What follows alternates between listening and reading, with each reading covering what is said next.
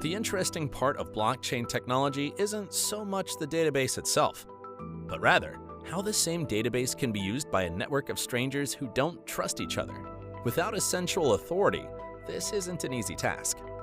To achieve it, blockchain networks rely heavily on a mix of game theory and cryptography. In this module, we're going to take a deeper dive into those mechanisms. It wouldn't make much sense for your bank to have a public document detailing every transaction between users. Due to their centralized client-server model, they can validate transactions in private. A blockchain, though, is a public database. Everyone needs to be able to look at a transaction and say with certainty that it's valid.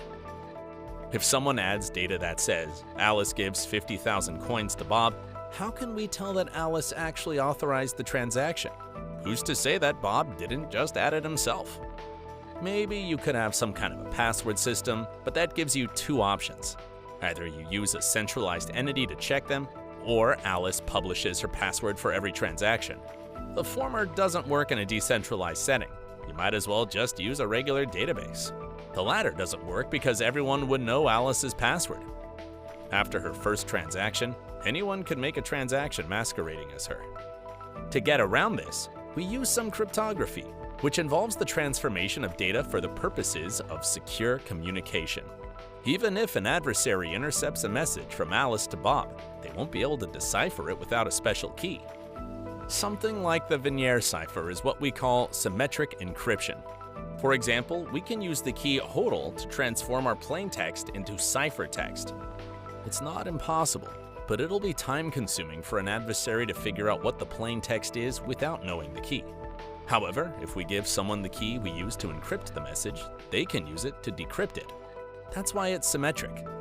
The same key is used to encrypt and decrypt. The thing we're interested in here is public key cryptography, in which you use a pair of keys, a private key that you keep secret, and a public key that you can share. Both keys are linked, so by using your private key, you can easily generate the corresponding public key.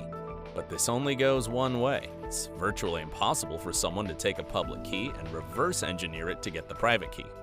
Therefore, there's no security risk to you sharing the public key. In fact, you need to share it to make transactions. Private key holders can write a message and digitally sign it using their private key. By comparing a public key with a signature, you can safely assume that the person who owns the private key has written the message. This is an important building block in blockchain systems. The private key acts like a password, or rather an identity, generated mathematically. By using your private key to sign a message, you certify that you're not authorizing an action. That's why you should never share it. Anyone who knows your private key can produce a valid signature to spend your money or otherwise impersonate you.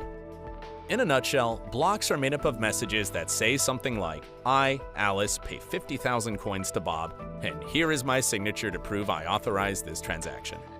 That message gets passed around the peer-to-peer network as users check that the signature matches Alice's public key. If it doesn't, they'll ignore it and the transaction won't get validated. So, we figured out how to stop people from spending Alice's funds. What we haven't figured out is how to prevent Alice from spending the same funds twice. How do we decide which transaction to include in the blockchain? Who decides? How do we reach a consensus decision in a distributed system? We will answer these questions in the next module.